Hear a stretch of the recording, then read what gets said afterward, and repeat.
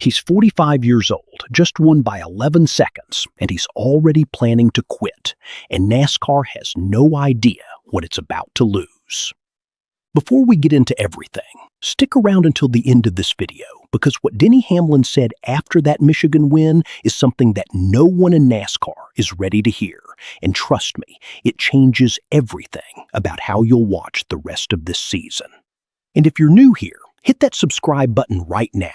We cover NASCAR the way it deserves to be covered. No fluff, no filler, just the real story. Let's start with what just happened at Michigan International Speedway, because the numbers are almost hard to believe.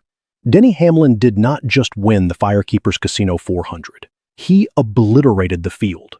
An 11-second margin of victory. 11 seconds in a NASCAR Cup Series race. That is not a close call at the end with a fortunate caution. That is a driver in a completely different class from everyone else on the track that day. And this was not a fluke circuit or a lucky tire strategy. This was a comprehensive, dominant, wire-to-wire statement performance. Here is where Hamlin stands through the first 14 races of 2026. 3 wins, Las Vegas, Nashville, and Michigan, plus the All-Star race. He leads the entire Cup Series in laps led, and it is not close. 7 top 5 finishes, 9 top 10s. He sits second in the championship standings, just 51 points behind Tyler Reddick. And that Michigan win pushed his career total to 63 Cup Series victories, putting him in a tie for 9th on the all-time wins list. At 45 years old, the oldest full-time driver in the garage, running the best racing of his career. That is the reality of what Denny Hamlin is doing right now in 2026. The numbers do not lie. The performances do not lie. And the people closest to him are starting to run out of words to describe it. Stay with me here, because what comes next is the part of this story that nobody in NASCAR wants to talk about out loud. Hamlin signed a 2-year contract extension with Joe Gibbs Racing last summer. That deal runs through the 2027 NASCAR Cup Series season. After that, he is done. He has said it repeatedly. He said it this past week on Sirius XM NASCAR Radio. He said it again on the Prime Video post-race broadcast after Michigan. He is not floating a rumor. He is not looking for leverage in a negotiation. He is telling you, plainly and directly, exactly when and why he plans to walk away from this sport. And the reasons he gave are some of the most honest, most self-aware words you will ever hear from an active driver at the peak of his game. He said it like this: every Sunday morning, he needs to wake up believing he has a real shot to win that day. That feeling is everything to him. His ego is paranoid about the decline that he knows is coming. And because he knows it is coming, he does not know the exact day or race or season. He wants to get ahead of it. He wants to be the one who leaves before anyone has to ask why he is still there. Think about how rare that kind of clarity is. Most athletes do not have that conversation with themselves until it is too late. They hang on 1 season too long, 2 seasons too long, and their legacy gets complicated by the decline everyone was watching, but no one wanted to say out loud. Hamlin is trying to make sure that never happens to him. He also broke down the physical reality of being a 45-year-old NASCAR driver. And what he said next will stick with you for the rest of this season. Hamlin laid it out in terms that were brutally honest for a sitting driver still competing for championships. He said, every aging race car driver loses 3 things. Eyesight goes first for some, reaction time for others, and the body starts breaking down in ways recovery cannot fix. His honest assessment of where he is right now? The body is already hurting. Recovery during the week is slower than it used to be. That part has already started. But the other 2, reaction time and eyesight, are still fully sharp. He knows exactly what that means. When those go, everything goes. That gap between where he is now and where the full decline begins is the window he is operating inside.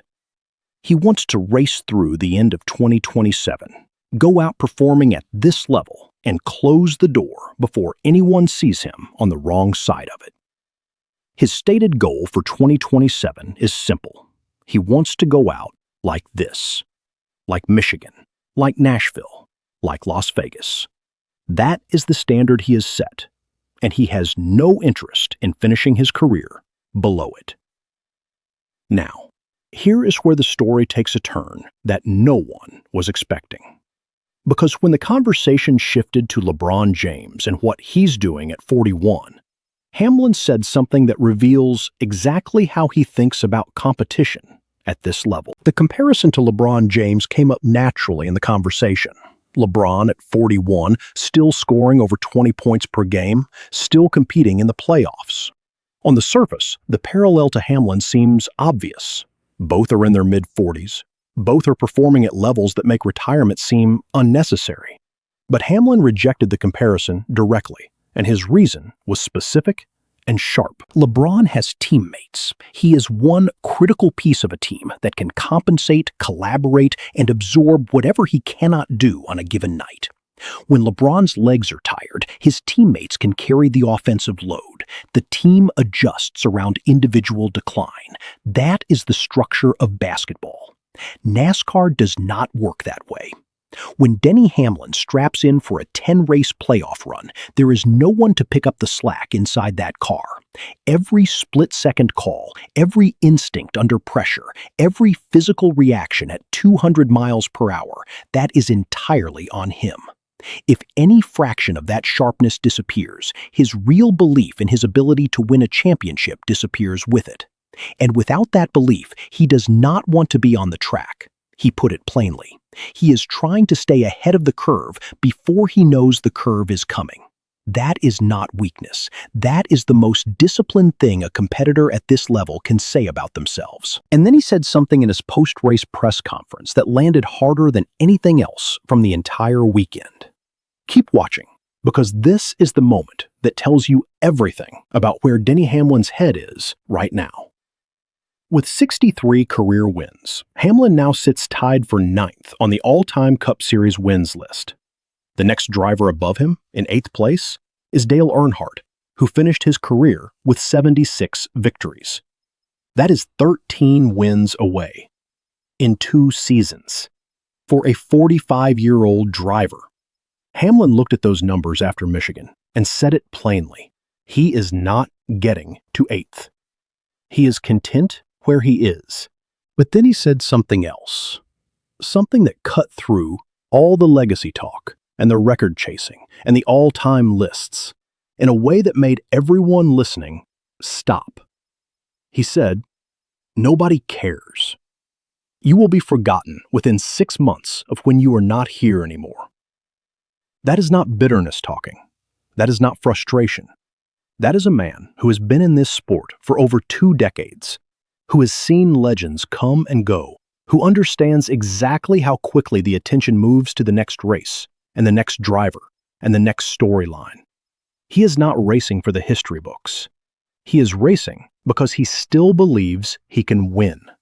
The moment that stops being true is the moment the equation changes. Historically, what Hamlin is doing right now belongs in a very exclusive category. Only 10 drivers in the history of the Cup Series have recorded a win after their 700th career start. Hamlin now has 6 wins past that milestone, placing him tied for 3rd on that list alongside Jeff Gordon. Only Kevin Harvick with 7 and Richard Petty with 22 have more. That is the company he is keeping at 45 years old in 2026. And while Hamlin is out here making history, the people at Joe Gibbs Racing are watching all of this. And they have something to say about this retirement plan that Hamlin might not want to hear. JGR President Dave Alpern went on SiriusXM NASCAR radio and made the organization's position very clear. He said Hamlin may have to fight them to leave. If he is racing like this, there are going to be conversations. He said it with humor, but there was obvious seriousness underneath it. Because from JGR's perspective, the math is simple. A driver winning races, leading laps, running second in points, You do not walk away from that if there is any way to prevent it. Alpern outlined the thinking in detail. He said the great thing about Hamlin is that he does not want to do this unless he feels like he can win every single weekend. Right now, he does feel that way. And Alpern's honest read of how this plays out, he thinks they get to around this time next year and they evaluate. If Hamlin is still running like this in mid-2027, Alpern said he would have a hard time believing the retirement is actually happening. But he also acknowledged that you never know with Hamlin. He has been unusually firm about this. Hamlin's response to JGR has been consistent throughout all of this. Check in with him in 6 months. He is not slamming the door completely. He is not saying it could never change. But he is also not leaving it wide open. He knows what he wants his final chapter to look like, and he has made it clear that no one else gets to write it for him. But here is the part of the story that most people missed in the coverage of the Michigan win, because buried inside Hamlin's post-race press conference was the clearest signal yet about what the number 11 car looks like when he is gone. Hamlin did not wait to be asked about succession planning. He brought it up himself. He pointed directly to Brent Crews, 18 years old, from Hickory, North Carolina, currently competing as a rookie in the Xfinity Series for Joe Gibbs Racing. Hamlin told reporters on national broadcast that Crews is going to be ready, more than likely by the end of next year. He said he does not want to leave the team in flux. And the way he said it, this was not idle speculation. This was an active endorsement of a specific driver as his replacement. The numbers behind Crews back up the confidence. In his rookie Xfinity Series campaign, he is placed in the top 5 of 12 races. He recorded 4 top 10s in 11 Craftsman Truck Series starts. He has 6 victories in the ARCA Menard Series. He turned 18 years old in March of 2026. If Hamlin walks away after the 2027 season, the timeline aligns almost perfectly with Crews spending one more full season developing in Xfinity before being ready for the Cup Series jump. JGR's developmental pipeline has been quietly pointed in this direction. If the transition happens, it will not be scrambling or improvising. The plan is already in motion. Whether Hamlin sticks to his retirement timeline or not, the number 11 car has a future. And it is wearing a helmet that belongs to a teenager who has not even turned 19 yet. Now we shift to the second major story out of this week, because while Hamlin was winning at Michigan, NASCAR's official penalty report dropped, and 2 of the actions in that report have the entire garage paying attention. While the Cup Series and Xfinity Series came out of Nashville without disciplinary action, the Craftsman Truck Series was not as clean. NASCAR confirmed penalties against the number 99 ThorSport team following a wheel separation incident involving driver Ben Rhodes during the Allegiance 200 at Nashville Superspeedway. A wheel came off the truck during the final stage. Under NASCAR's current rulebook, that is a major safety violation with automatic and significant consequences. Jackman Evan Clay and rear tire changer Pedro Martinez have each been suspended for 2 Craftsman Truck Series Championship points events, through and including the race at the San Diego Naval Base on June 19th. That means both crew members missed Michigan and will miss San Diego. NASCAR confirmed replacement crew members stepped in for Michigan to cover the suspended roles. The timing could not be worse for ThorSport Racing. Ben Rhodes currently sits 7th in Truck Series points, just 52 markers ahead of the Chase cut line.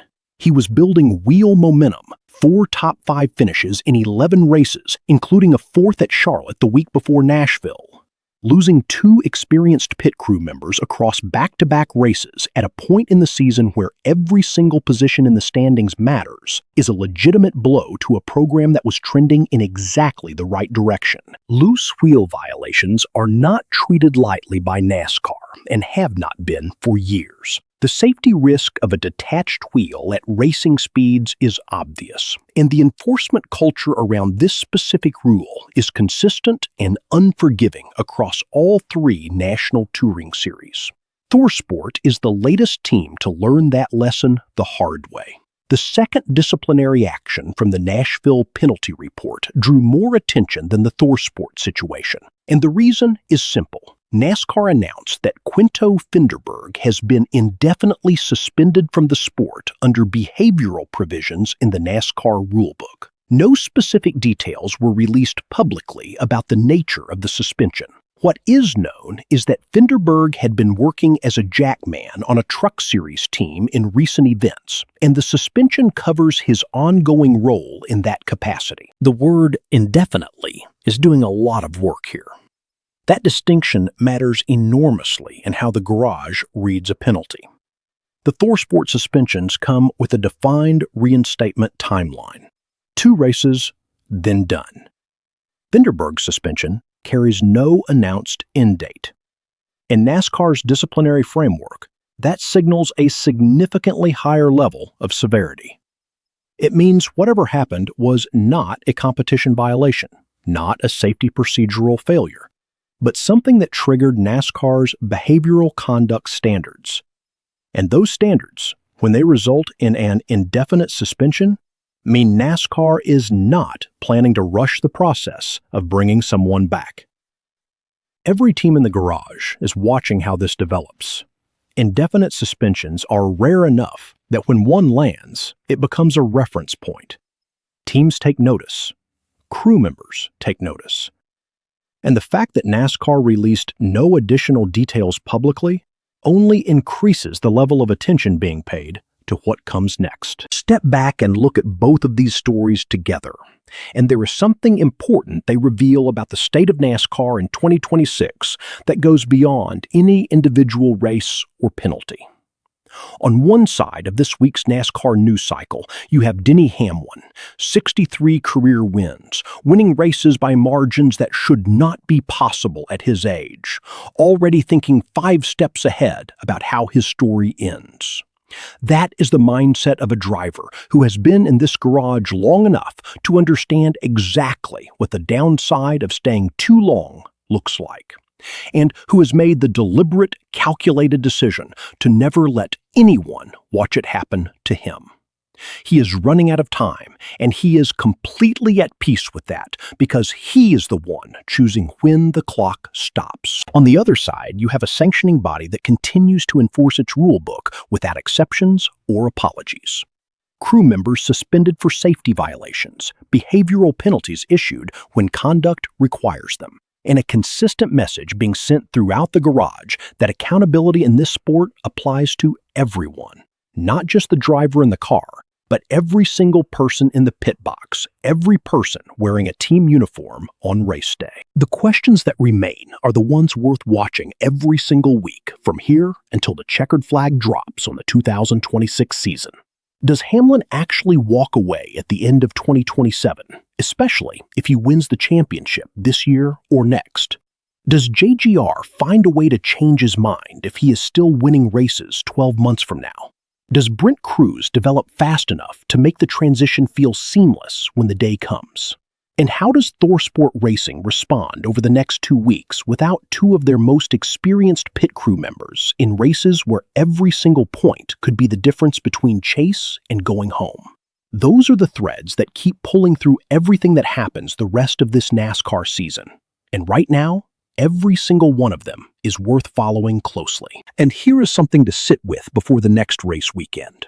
Hamlin said he wants to win his final Cup Series start. He said that is the goal. Now, think about what it would mean if he does, and what it would mean for NASCAR if one of the greatest drivers in the history of this sport walked out the door with a victory on his own terms, exactly the way he planned it. That is either the greatest ending in NASCAR history or the moment the sport realizes it let something truly irreplaceable walk away. Either way, we will be here to cover it.